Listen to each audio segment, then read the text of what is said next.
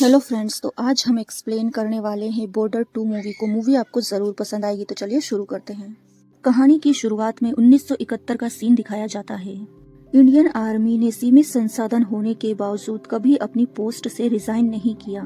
किस तरह से भारतीय आर्मी ने पाकिस्तानी आर्मी को घुटनों पर लाने के लिए मजबूर कर दिया, यह बॉर्डर 2 की कहानी है। कहानी जम्मू कश्मीर का सीन दिखाते हुए शुरू होती है। यहाँ 1971 का टाइम चल रहा है, जहां हम पाकिस्तानी घुसपैठियों को जम्मू कश्मीर के एक गांव में घुसते हुए देख पाते हैं। वे घुसपैठिए गांव में घुसना चाहते हैं, साथ ही वे बॉर्डर पार करना चाहते हैं। उन घुसपैठियों का सामना लेफ्टिनेंट कर्नल फतेह सिंह से होता है। फतेह सिंह उन घुसपैठियों को एक एक करके धूल चटा देते हैं। फतेह सिंह बेहद ही निडर स्वभाव के होते हैं। उनके इस स्वभाव के कारण पाकिस्तानी घुसपैठिए डर के मारे कांपने लगते हैं। वे डर के मारे पाकिस्तान की तरफ पीछे हटने के लिए मजबूर हो जाते हैं। लेकिन रास्ता बारूदी सुरंग और लैंड माइन से भरा हुआ था। इन घाव से बेपरवाह फतेह सिंह उन घुसपैठियों का निहत्थे पीछा करने लगते हैं, क्योंकि उनकी बंदूक की गोलियां खत्म हो गई थी। फतेह सिंह अकेले ही कई सारे आतंकवादियों को मार गिराते हैं। यहाँ तक कि जब उनका पैर एक लैंड माइन पर पड़ता है, तब भी वे उस आतंकवादी को मारने में कामयाब होते हैं और वे सुरक्षित वहाँ से लौट आते हैं। अब फतेह सिंह पाकिस्तान को चेतावनी देते हुए कहते हैं कि अगर तुमने इंडिया की तरफ देखने की कोशिश की तो देखने के लिए आंखें नहीं बचेंगी। इसके बाद हमें पाकिस्तान में रावलपिंडी का मुख्यालय दिखाया जाता है, जहां पर भारत को घुटनों पर लाने के लिए ऑपरेशन चंगेज की योजना बनाई जा रही थी। जहां उनकी रणनीति में तीनों सेनाएं शामिल थी, जल सेना, वायु सेना और आर्मी। उनकी रणनीति ये थी कि वो चारों तरफ से तनाव पैदा करेंगे और भारत को 2 हिस्सों में बांट देंगे। इसके बाद सीन पठानकोट की तरफ शिफ्ट होता है, जहां मेजर होशियार सिंह अपनी यूनिट की कमांड संभाल रहे होते हैं। हम उन्हें पानी लाते हुए सीमा क्षेत्र की तरफ जाते हुए देखते हैं। वो पानी का स्रोत अभी भी भारतीय सीमा के अंदर था। वहीं पाकिस्तानी सैनिक भी पानी भरने आए हुए थे। दोनों यूनिट एक दूसरे पर बंदूकें तानकर खड़ी थी। जहाँ मेजर होशियार सिंह स्थिति को संभालने के लिए जाते हैं, वे पाकिस्तानी सैनिकों से कहते हैं कि मैं इंडियन आर्मी का मेजर हूं और अभी तो युद्ध शुरू भी नहीं हुआ। वे उन्हें याद दिलाते हैं कि चाहे किसी भी रेंज का मेजर हो, तुम्हें उसे सलाम करना चाहिए। साथ ही मेजर होशियार सिंह उन्हें धमकाते हुए कहते हैं कि तुम्हारी पोस्ट 3 मिनट की दूरी पर है, जबकि मेरी पोस्ट सिर्फ 1 मिनट की दूरी पर है। और चेतावनी देते हुए कहते हैं कि अगर तुमने गोली चलाकर भागने की कोशिश की तो हमारी इंडियन आर्मी तुम्हें छलनी कर देगी, जहां तुम अपनी शक्ल पहचानने के लायक भी नहीं बचोगे। अब पाकिस्तानी सैनिक उन्हें सलाम करते हैं। जल्दी से पानी भरकर वो वहां से निकल जाते हैं। अब होशियार सिंह को एहसास हो चुका था कि सीमा पर तनाव काफी ज्यादा बढ़ चुका है। पाकिस्तान कभी भी उन पर हमला कर सकता है। इसके बाद भारतीय वायु सेना का सीन दिखाया जाता है, जहां हमें सुक्खू सिंह को दिखाया जाता है, जो कि एक बहादुर फाइटर पायलट थे। उनका प्लेन बहादुरी से जमीन पर लैंड करता है। इसी के साथ सीन शिफ्ट होता है और हमें उत्तरी अरब सागर का सीन दिखाया जाता है, जहां हम भारतीय नौसेना अधिकारियों को देख पाते हैं। हमारा परिचय जोसेफ से कराया जाता है, जो कि जल सेना की कमांड संभाल रहे हैं, जहां इनका जहाज भी खतरे के संकेत दिखा रहा होता है। हर जगह तनाव का माहौल साफ दिखाई दे रहा था। फिर सीन होशियार सिंह की तरफ शिफ्ट होता है, जहां हम आर्मी सैनिकों को मजाक करते हुए देखते हैं, जो हर यूनिट में आम सी बात होती है। इसी बीच होशियार सिंह को अपने दोस्तों की याद आती है और वो अपने पास से एक फोटो निकालते हैं। फिर हमें 1961 का सीन दिखाया जाता है, जब ये तीनों प्रशिक्षण ले रहे होते हैं। ये तीनों ही एकेडमी में दोस्त हुआ करते थे, जहां एकेडमी जल सेना और वायु सेना तीनों ही साथ में प्रशिक्षण लेती थी, जहां फतेह सिंह इनके कमांडर होते हैं। हर एकेडमी की तरह वहाँ भी जल सेना, वायु सेना और नौसेना में कंपटीशन चलता था और उन्हें रैंक मिलती थी। वहीं हम आर्मी सेना के होशियार सिंह और वायु सेना के सुक्खू सिंह के बीच कड़ी स्पर्धा देखते हैं, क्योंकि दोनों ही हमेशा हर प्रतियोगिता में नंबर 1 पर आते थे। मगर इन दोनों के बीच जोसेफ फंसा हुआ था, जो कि सुक्खू सिंह का अच्छा दोस्त था, जबकि होशियार सिंह का कोई परिवार नहीं था। वो एक अकेला व्यक्ति था। भारतीय सेना में सेवा देते हुए उनके पिता शहीद हो गए थे। इसके कुछ दिनों बाद ही उनकी माता का भी निधन हो गया था। इस तरह होशियार सिंह पूरी तरह अकेले पड़ चुके थे। अब एकेडमी में इन तीनों के बीच जोरों की लड़ाई हो गई। फतेह सिंह इनके बीच बचाव में आते हैं और उन्हें समझाते हैं कि तुम तीनों को एक साथ प्रशिक्षित करने का एक उद्देश्य है। यदि देश किसी संकट का सामना करता है तो तुम तीनों सेनाओं को एक होना होगा। इसीलिए नेशनल वॉर एकेडमी की स्थापना की गई थी ताकि तीनों सेनाओं को साथ में प्रशिक्षण दिया जा सके। मगर इन तीनों में तो अनुशासन की कमी दिखाई दे रही थी। इसी वजह से इन तीनों को हमेशा ही सजा मिलती रहती है। ये तीनों ही अपने व्यवहार के कारण हर बार पनिश हो जाते हैं। इसी बीच हमें फतेह सिंह की फैमिली को दिखाया जाता है, जहां उनका बेटा अंगद सिंह भी सेना में शामिल होना चाहता है। हालांकि शुरू में उनकी वाइफ सिम्मी अंगद को आर्मी में जाने से मना करती है, लेकिन बाद में अंगद फतेह सिंह के फैसले को स्वीकार कर लेता है, क्योंकि वो अपने पिता की बहादुरी की कहानियां सुनकर बड़ा हुआ है और उन्हीं के नक्शे कदम पर चलना तो था ही। दूसरी तरफ इन तीनों का दोस्त बनना तो तय था। सुक्खू सिंह अच्छा व्यक्ति है, लेकिन वो बहुत ज्यादा मजाकिया है। होशियार सिंह हमेशा शांत रहने वाला व्यक्ति है, जबकि जोसेफ इन दोनों के बीच मध्यस्थता का काम करता है। प्रशिक्षण के दौरान वे अपने घर पर फोन कर सकते थे और पत्र भी पढ़ सकते थे, लेकिन वहीं होशियार सिंह के लिए कभी कोई लेटर नहीं आया। वहीं एक मेजर जोसेफ से पूछता है कि होशियार को कभी घर से लेटर क्यों नहीं आता। तब जोसेफ उसे पूरी कहानी सुनाता है। इसके बाद जोसेफ अपने घर पर फोन करके सबके हालचाल पूछता है। अगली सुबह हमें होशियार की पलंग पर एक राखी पड़ी हुई दिखाई देती है। राखी किसी और ने नहीं बल्कि सुक्खू सिंह ने रखी थी और वो राखी उसकी बहन की थी। सुक्खू होशियार से कहता है कि आज से तुम्हारा भी एक परिवार होगा। मेरी बहन तुम्हारी बहन होगी, मेरी माँ तुम्हारी माँ होगी और मेरा भाई तुम्हारा भाई होगा। ये शब्द कहने के बाद तीनों एक दूसरे को भावुक होकर गले लगा लेते हैं। तभी से ये तीनों बहुत ही जिगरी दोस्त बन जाते हैं। इसके बाद फतेह सिंह उन तीनों से पूछते हैं, अपनी टीम से पूछते हैं कि तुम्हें क्या लगता है सैनिक बनने के लिए सबसे महत्वपूर्ण गुण क्या होता है। कुछ लोग कहते हैं कि हथियार होना चाहिए, कुछ कहते हैं कि निडरता होनी चाहिए, लेकिन फतेह सिंह बताते हैं कि इन सबसे ऊपर तुम्हें एक सच्चे दोस्त की जरूरत होती है, जो कि हर स्थिति में तुम्हारा साथ दे सके। युद्ध के मैदान पर ना तो राइफल और ना ही युद्ध टैंक तुम्हारे काम आएंगे। सबसे भरोसेमंद सहयोगी आपका साथी होता है। ये सारी भौतिक चीजें ये विफल कर सकती हैं, लेकिन उस स्थिति में आपका दोस्त, आपका भाई आपको कभी धोखा नहीं देगा, क्योंकि युद्ध के मैदान में ना तो आपकी फैमिली मौजूद होगी, वहाँ सिर्फ आपका दोस्त ही खड़ा होगा। इसके बाद हम होशियार सिंह के घर एक पत्र को देखते हैं। उस पत्र ने सभी को चौंका दिया था, क्योंकि जोसेफ और सुक्कू को पता था कि होशियार की कोई फैमिली नहीं है। इस पत्र से कहानी सामने आती है। जब वो 7 साल का था तो होशियार सिंह की शादी हो गई थी। हालांकि शादी के बाद फैमिलियां अलग हो गई थी। होशियार सिंह की दादी ने उसे एक बार शादी के लड्डू खिलाए थे, लेकिन उसे ये पता नहीं था कि ये उसकी शादी के ही लड्डू हैं। अब होशियार सिंह उस लड़की से शादी करने के लिए बेताब था, जिसकी शादी उससे बचपन में हुई थी। उस पत्र में लिखा हुआ था कि आप अपनी पत्नी से शादी करके उसे यहाँ से ले जाइए। अब वो अपनी वाइफ से मिलने के लिए आर्मी से छुट्टी लेता है। जब होशियार सिंह पहली बार अपनी वाइफ को देखता है तो उसे देखते ही रह जाता है। उसने कभी नहीं सोचा था कि जिस छोटी सी उम्र में उसकी शादी हुई थी, वो लड़की अब इतनी खूबसूरत हो गई है। होशियार सिंह के घर पहुंचने के बाद उसकी पत्नी होशियार सिंह के माता पिता को सम्मान देने के लिए उनकी फोटो मांगती है। होशियार अपनी वाइफ से कहता है कि माँ ने कहा था जब उसके पिता युद्ध से लौटेंगे तब वे साथ में फोटो खिंचवाएंगे, लेकिन पिता तो कभी लौटे ही नहीं और माँ ने कभी फोटो खिंचाई ही नहीं। इसी वजह से होशियार सिंह के पास अपनी फैमिली की कोई फोटो नहीं होती। उसके पास केवल उसके पिता की वर्दी होती है।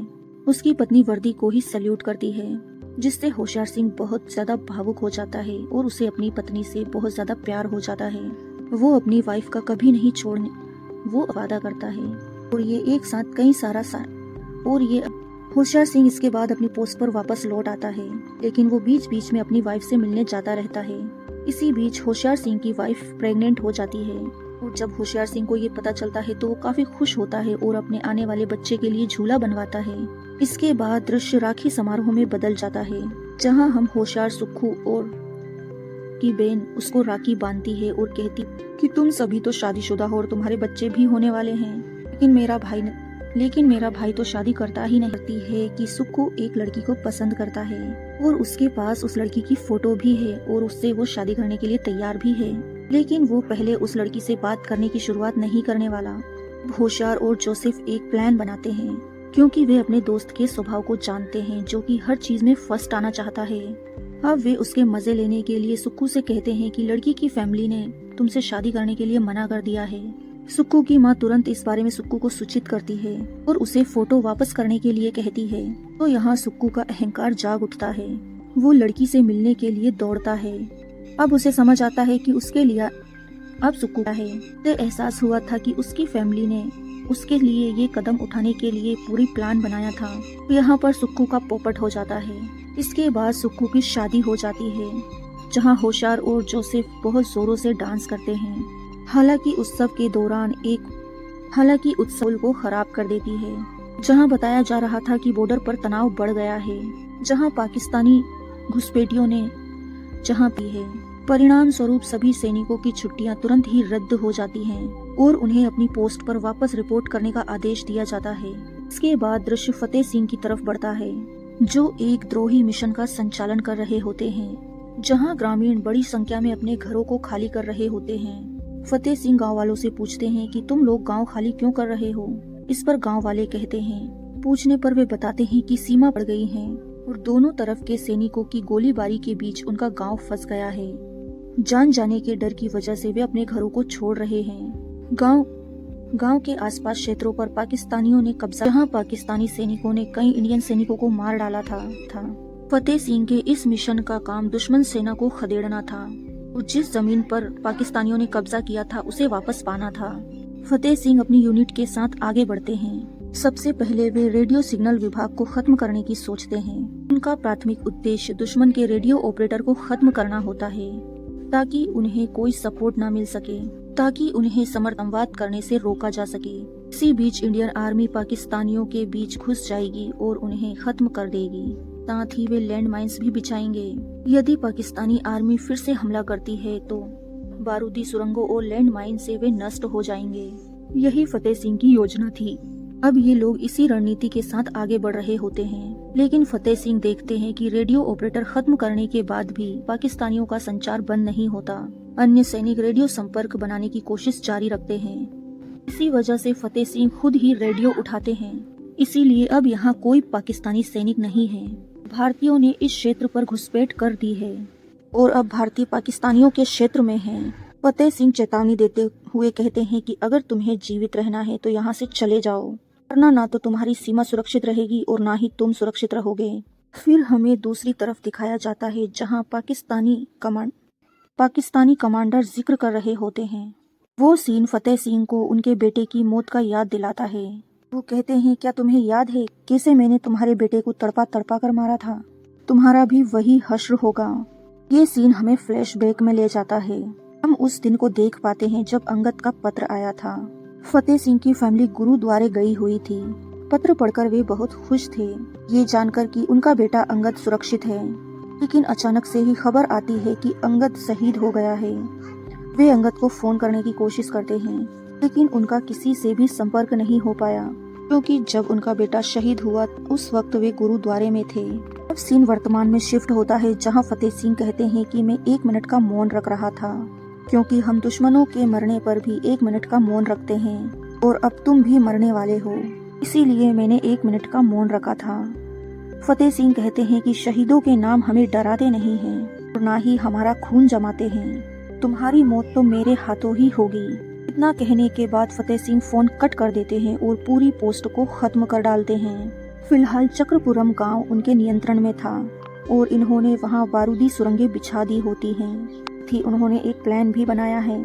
अगर पाकिस्तानी सेना अपने युद्ध टैंकों के साथ यहाँ आई तो वे जिंदा बचकर नहीं जाने वाले। इंडियन आर्मी की रणनीति ये होती है कि पहले उन्हें अंदर आने दिया जाए, इसके बाद उन्हें पूरी तरह खत्म कर दिया जाएगा। इसके बाद तीनों दोस्तों को उनकी पोस्ट पर लौटते हुए देखते हैं, क्योंकि हर जगह युद्ध छिड़ चुका था।